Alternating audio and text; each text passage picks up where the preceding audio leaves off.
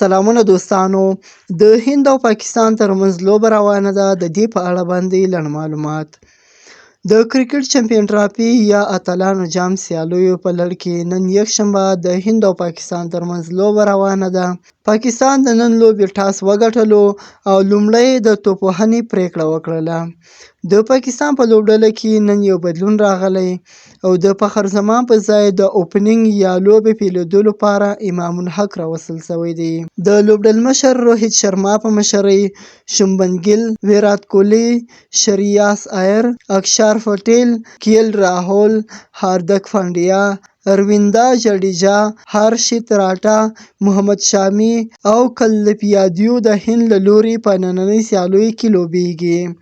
د پاکستان لخوا نه د محمد رضوان په مشرتابه بابر اعظم، سعود شکیل، آغا سلمان، طیب طاهر، خوشدل شاه، ابرار احمد، نسیم شاه، شاهین شاه افریدي او حارث رؤف لوبیږي.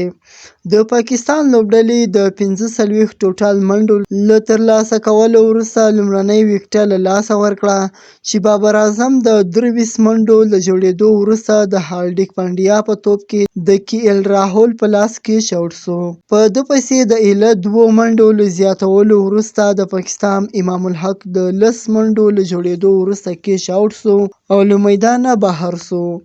د هند په لوبه کې بیا کوم بدلون نه دی راغلی.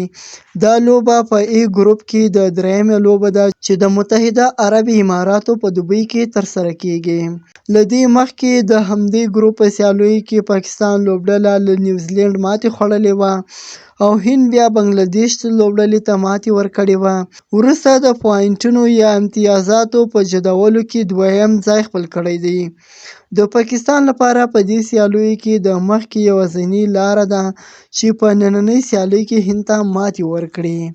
د نورو تازه او مهمو معلوماتو لپاره له موږ سره اوسئ.